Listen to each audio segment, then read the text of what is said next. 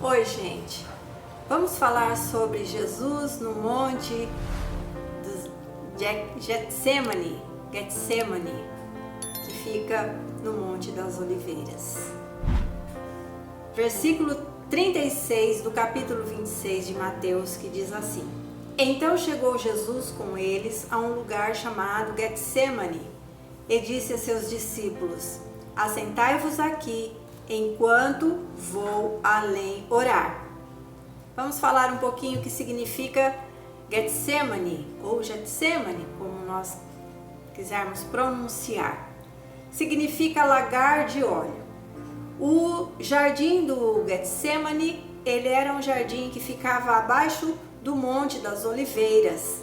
E ele era um jardim fechado com uma plantação de oliveiras.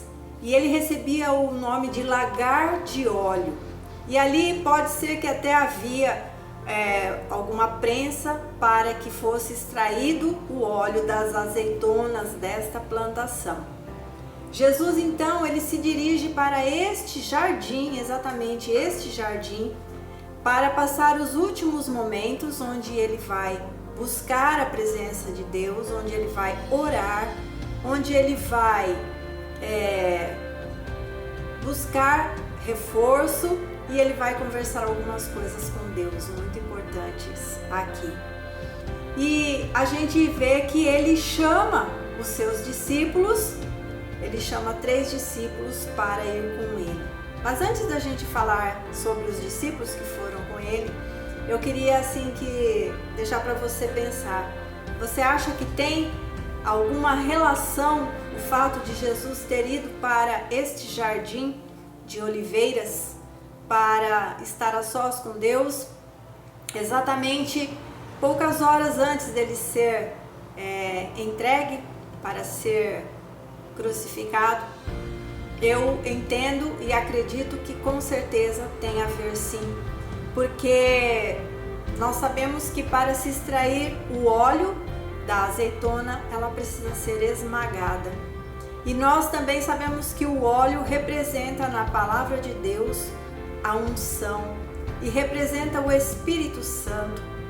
E nós podemos ver aqui tudo a ver assim que Jesus está neste lugar, porque ele vai ser esmagado, ele vai ser prensado, ele vai ser destruído para que dele pudesse sair o Espírito Santo e que mais tarde ele iria então enviar a nós. Mas vamos seguir aqui no texto que diz assim, versículos 37 e 38, diz assim: E levando consigo Pedro e os 2 filhos de Zebedeu, os 2 filhos de Zebedeu eram Tiago e João, começou a entristecer-se e a angustiar-se muito. Então lhes disse: A minha alma está cheia de tristeza até a morte.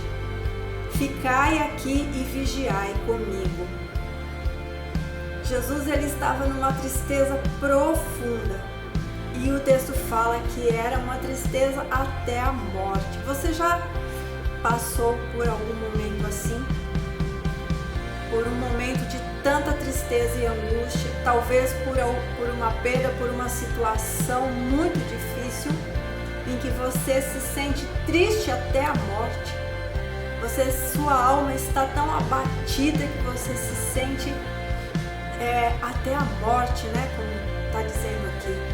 Não que Jesus desejasse a morte, mas porque ele sabia que iria passar pela morte. E neste momento difícil, como a exemplo de nós, quando nós passamos situações assim, ele também quis estar perto de pessoas para estar com ele naquele momento. E ele então chama Pedro, Tiago e João, que são pessoas que às vezes em momentos mais íntimos ele sempre chamava.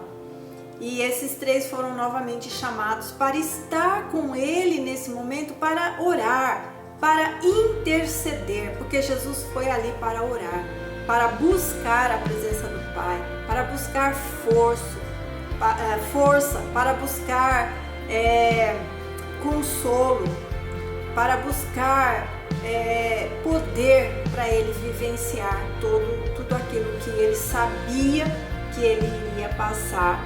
Ele estava num momento de angústia, de tristeza, mesmo sendo filho de Deus, né? Ele também precisava se fortalecer em oração, porque vamos lembrar que ele era filho de Deus, mas aqui ele estava como filho do homem.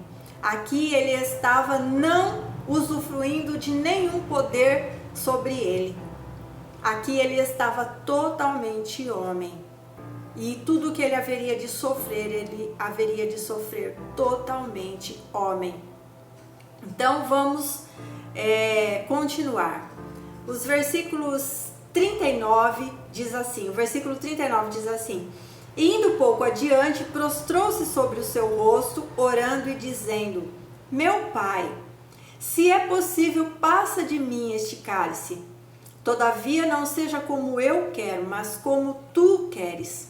E no versículo 42 ele repete a mesma coisa: meu pai, se este cálice não pode passar de mim sem eu o beber, faça-se a tua vontade. Você lembra que no vídeo passado ele comeu a ceia com os discípulos antes de sair exatamente para este lugar onde ele está? E aqui na verdade o texto fala que ele estava com todos os discípulos, mas ele chamou os 3 para ir em reservado, ir um pouquinho, um pouquinho mais à frente, ou ir mais isoladamente para estar orando e estar com ele. Então, poucas horas antes, ele estava ceando com os seus discípulos e ele apresenta o significado novo que ele está dando para o cálice, para o suco da videira que ele estava tomando e para o pão que estava sendo cortado, que eles faziam isso quando eles comemoravam a Páscoa. Mas Jesus, na ceia, ele já deu um novo significado, que não era mais a Páscoa de Moisés que eles estariam comemorando, mas a partir daquele momento seria o seu corpo e o seu sangue que haveria de ser derramado, né? E no outro vídeo, você quiser, vai um pouquinho entender um pouquinho melhor, ele fala, nós explicamos que aquele cálice que ele está tomando, ele na verdade representa o cálice da ira de Deus que deveria ser derramado sobre ele. Não era apenas um suquinho de uva que ele estava tomando ali e falando: olha, todas as vezes que vocês lembrarem do que eu fiz, vocês vão tomar esse suquinho, comer este pão. Não, o suco representava o cálice que haveria de vir sobre ele, cálice de ira, cálice da ira de Deus. E o pão representava o seu próprio corpo que iria ser partido, derramado. Então nós comemos hoje o pão, tomamos o vinho e é um dia alegre, nós vamos na igreja, comungamos com as pessoas, temos comunhão, cantamos, louvamos, mas muitas vezes nós não paramos para realmente meditar o que aquilo significa. Nós sabemos sim, mas esse peso não vem sobre nós. Que Jesus, quando ele tomou o cálice, ele estava representando que ele haveria de beber o cálice da ira de Deus sobre ele. E aqui ele fala: se possível, passa de mim este cálice, todavia não seja como eu quero, mas como tu queres. E ele repete: meu Pai, se este cálice não pode passar de mim sem eu beber, então faça-se a sua vontade. Porque esse cálice que ele fala aqui era o sorver da ira de Deus, era o derramar da ira de Deus, não porque Jesus merecesse, mas porque a ira de Deus era sobre o pecado e sobre o pecador. E alguém deveria sofrer esta condenação. Então Jesus, obedientemente ao Pai, ele veio para este propósito. Então vamos lá. nós vemos que ele está em grande agonia aqui, como o próprio texto fala, a sua alma se angustiou até a morte. Mas Jesus, ele não estava aqui em agonia porque ele estivesse com medo da morte física, não, mas por causa da associação que haveria de vir na vida dele por causa do pecado. 1 Coríntios 5:21 diz assim: aquele que não conheceu o pecado, o fez pecado por nós, para que nele fôssemos feitos justiça de Deus. E entenda então, meus queridos, que na cruz Jesus se fez pecador, ele se tornou pecador, ele não era pecador, ele era o santo Filho de Deus, sem pecado, mas ele se tornou um pecador, ele se tornou cheio de pecado, ele tomou sobre si todos os pecados, de toda a humanidade, de todos. Imagina se nós, quando nós próprios pecamos, os nossos próprios pecados, nós, por causa do Espírito Santo que habita em nós nos entristecemos, às vezes ficamos angustiados, nos arrependemos e aquilo traz um peso em nós, né? Às vezes por algo muito nem tão assim grande, mas aqui Jesus ele se tornou um pecador, ele se tornou o assassino, ele se tornou o ladrão, ele se tornou o violento, ele se tornou o traidor, porque todos os pecados recaíram sobre ele, todos. Ele não podia se alegrar com isso, ele não podia estar com a alma leve por causa disso. Ele não podia estar falando, vou tirar de letra isso aí, porque eu sou filho de Deus. Não. Ele clama ao Pai sobre ele beber este cálice. Ele clama ao Pai. Ele se entristece até a morte, ele se angustia. E ele ora. Ele está ali para orar, porque ele precisa que o Pai o sustente. Ele precisa desses últimos minutos de comunhão com o Pai, porque em breve esta comunhão iria se romper ali na cruz. Então, nos versículos 40 a 44 diz assim: por 3 vezes Jesus achou os discípulos dormindo, e por 3 vezes ele foi orar, repetindo as mesmas palavras. O texto mostra 2 vezes que ele fala: Pai, passa de mim este cálice, se for possível. Mas aqui nos versículos 40 a 44 fala que ele ia orar, pediu para os discípulos ficarem com ele orando, intercedendo junto com ele, mas todas as vezes que ele voltava da oração, ele os encontrava dormindo. E isso foi por 3 vezes. E fala aqui que ele foi orar e ele repetiu as mesmas palavras em oração ao Pai. E no versículo 45 diz assim: então voltou para os discípulos e lhes disse: ainda dormis e repousais? Eis que é chegada a hora, e o Filho do Homem será entregue nas mãos dos pecadores.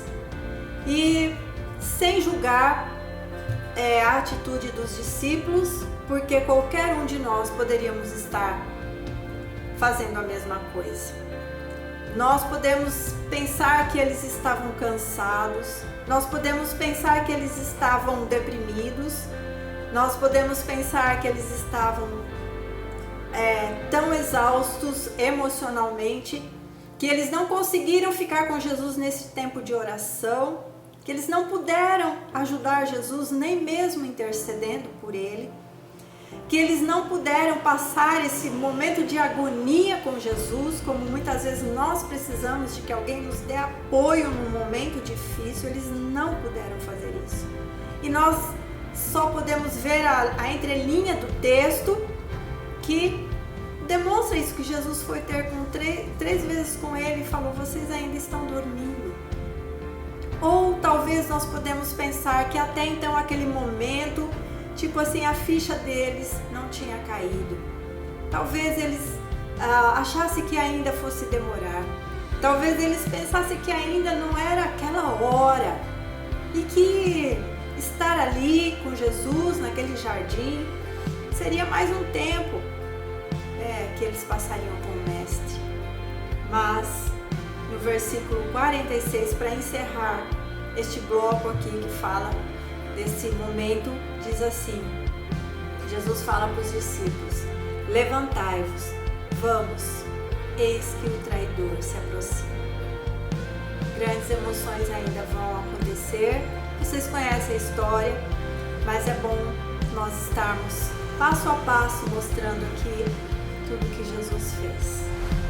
Curta, comente, compartilhe, nos ajude se você gostou.